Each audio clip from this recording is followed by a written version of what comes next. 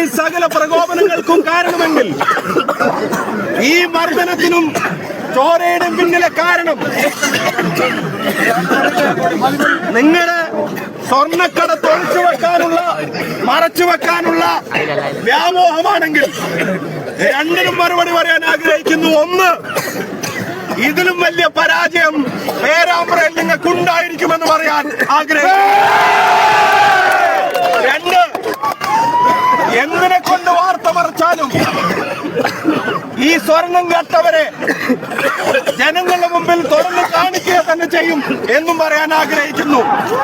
മൂന്ന്, പോലീസിനോട് ശമ്പളം പാർട്ടി ഓഫീസിൽ നിന്നല്ല, ആ ഓർമ്മ വേണം.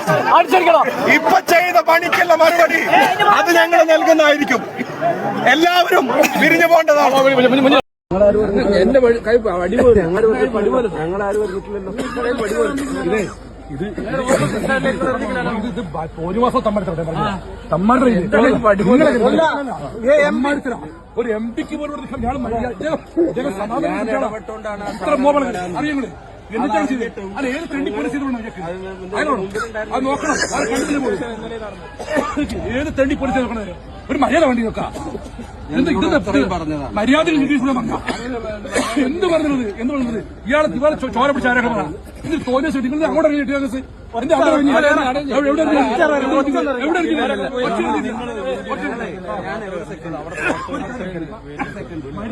ഇതെല്ലാം വീഡിയോ ഉണ്ട്. ആരെല്ലാം ഇറങ്ങാനുള്ള വീഡിയോ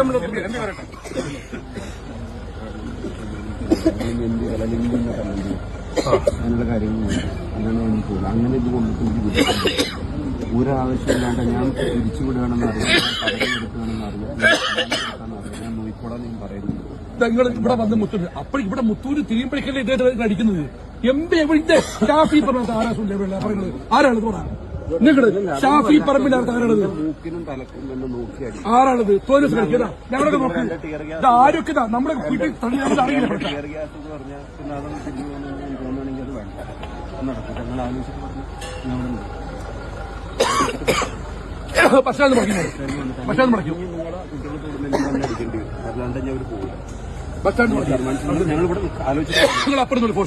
ഷാഫി പറമ്പിലിനെയും യൂത്ത് കോൺഗ്രസിന്റെയും KSUവിന്റെയും UDFന്റെയും ഒക്കെ പ്രവർത്തകരെ അതിക്രൂരമായി വളഞ്ഞിട്ട് മർദ്ദിച്ചിരിക്കുകയാണ് പോലീസും സഖാക്കളും ചേർന്നുകൊണ്ട് പേരാമ്പ്രയിൽ എന്നുള്ളതാണ്.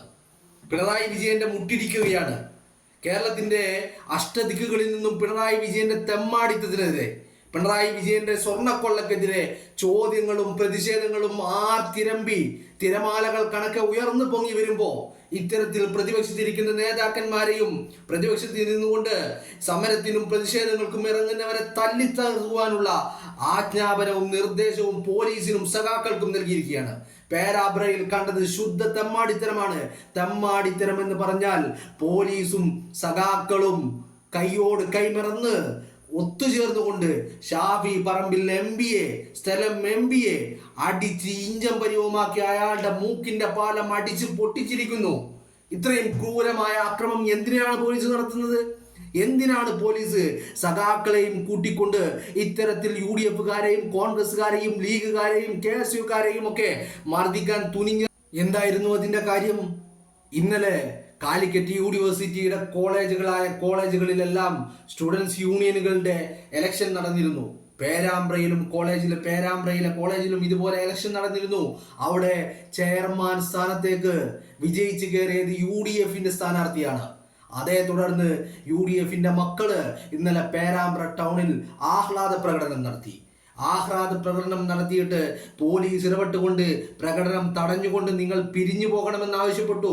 വിദ്യാർത്ഥികൾ ഞങ്ങൾ പിരിഞ്ഞു പോകാൻ തയ്യാറല്ല എന്നും ആഹ്ലാദ പ്രകടനം നടത്താനുള്ള അവകാശം ഞങ്ങൾക്കുണ്ടെന്നും പറഞ്ഞുകൊണ്ട് അവർ ആഹ്ലാദ പ്രകടനം തുടർന്നു. ആ വിദ്യാർത്ഥികൾക്ക് നേരെയാണ് ഇന്നലെ പോലീസുകാരൻ ഗ്രനേഡ് എറിഞ്ഞത്. അതിന്റെ പശ്ചാത്തലത്തിലാണ് ഇന്ന് പേരാമ്പ്രയിൽ ഹർത്താൽ ആഹ്വാനം ചെയ്തത് UDF. ഇന്ന് ഹർത്താലായിരുന്നു. ഇന്ന് വൈകുന്നേരം ഹർത്താൽ തീർന്നതോടുകൂടി വീണ്ടും UDFന്റെ പ്രകടനം പേരാമ്പ്രയിൽ നടന്നു. ആ പ്രകടനത്തെ തടയാൻ വേണ്ടി സഖാക്കൾ കച്ചകെട്ടിയിറങ്ങി. ആ പ്രകടനക്കാരെ വളഞ്ഞിട്ട് ആക്രമിക്കാൻ ഈ സഖാക്കൾ അവിടെ കച്ചകെട്ടിയിറങ്ങി. അവിടേക്കാണ് ഷാഫി പറമ്പിലും യൂത്ത് കോൺഗ്രസിന്റെയും നേതാക്കൾ അവിടെയാണ് എത്തുന്നത്. അവിടെ ഇന്നലെ ഈ വിദ്യാർത്ഥികളെ തടയുകയും അവർക്കെതിരെ ഗ്രനേഡ് പ്രയോഗിക്കുകയും ചെയ്ത പോലീസിനെതിരെ ഷാഫി പറമ്പിൽ അടക്കമുള്ളവർ റോഡിൽ കുത്തിയിരുന്ന് പ്രതിഷേധിച്ചു.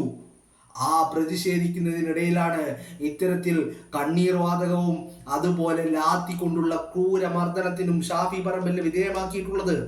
അയാളെ ആക്രമിച്ച് അവശനാക്കിയിരിക്കുന്നു. അയാളുടെ മൂക്കിന്റെ പാലം അടിച്ച് പൊട്ടിച്ചിരിക്കുന്നു. അയാളെ ഇടിച്ച് ഇഞ്ചം പരിവമാക്കിയിരിക്കുന്നു.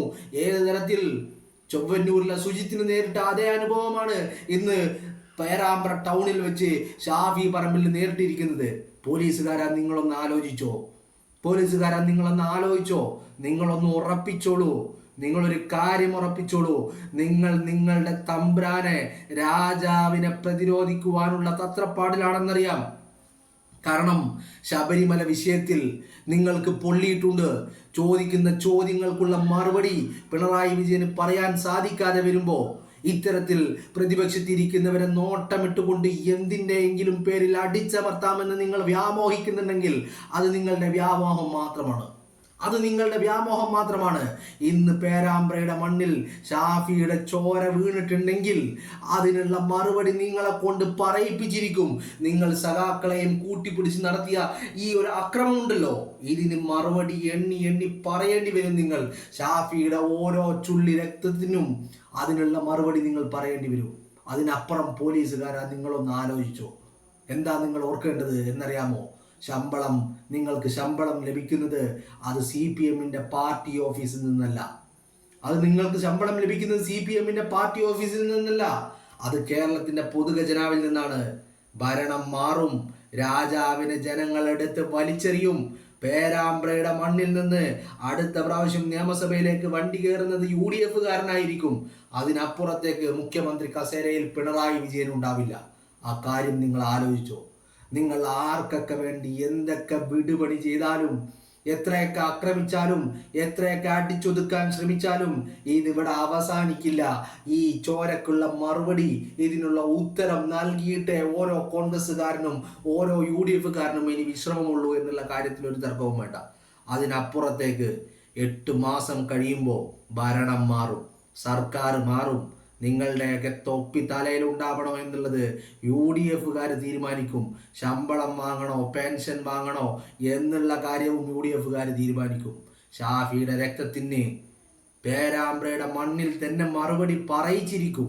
ആ കാര്യത്തിൽ ഒരു തർക്കവും വേണ്ട. കോളേജ് ഇലക്ഷനിൽ ചെയർമാൻ സ്ഥാനത്തേക്ക് പരാജയപ്പെട്ടതിൻ്റെ രോഷം, അതിൻ്റെ വേദന, അതിൻ്റെ സങ്കടം അത് വിജയിച്ച് കയറി വന്ന മക്കളുടെ നെഞ്ചത്തല്ല തീർക്കേണ്ടത്. ആഹ്ലാദ പ്രകടനങ്ങൾ ഇന്നലെ കേരളത്തിന്റെ പല ഭാഗങ്ങളിലും കണ്ടല്ലോ.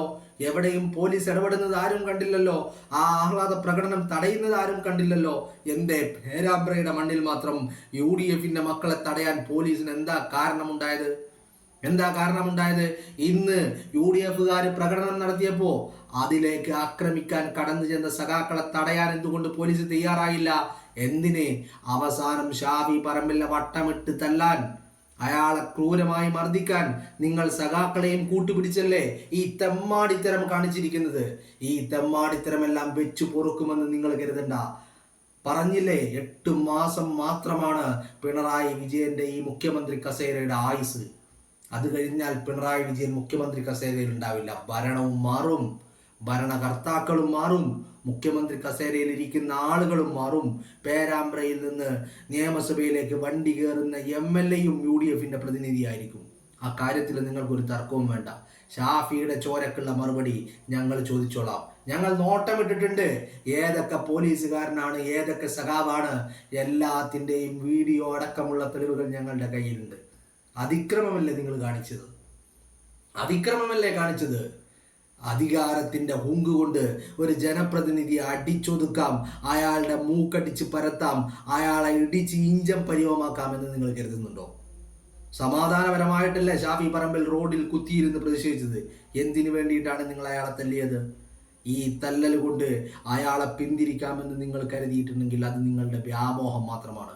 നിങ്ങൾക്കതിന് സാധിക്കില്ല എന്ന് മാത്രമല്ല, നിങ്ങളുടെ ശവപ്പെട്ടിയിലെ, പിണറായി വിജയന്റെ ശവപ്പെട്ടിയിലെ, ഭരണത്തിന്റെ ശവപ്പെട്ടിയിലെ അവസാനത്തെ ആണി അടിക്കുന്ന ദിവസത്തിന് ആദ്യത്തെ ആണി അടിക്കുന്നത് പേരാമ്പ്രയിൽ നിന്നായിരിക്കും.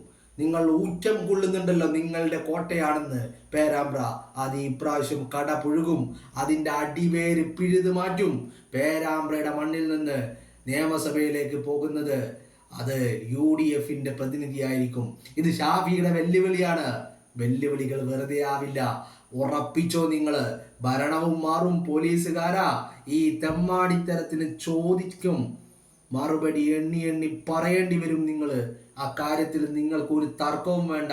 ഒരു കാര്യം ഓർത്തോ, ഇനിയുള്ള 8 മാസമാണെങ്കിലും ശരി, ഇത്രയും കാലം വാങ്ങിയതാണെങ്കിലും ശരി, ശമ്പളമൊന്നും പാർട്ടി സെക്രട്ടറിയുടെയോ CPMന്റെ ഓഫീസിൽ നിന്നോ കമ്മിറ്റി ഓഫീസിൽ നിന്നോ ഒന്നുമല്ല നിങ്ങൾക്ക് ശമ്പളം വന്നിരിക്കുന്നത്.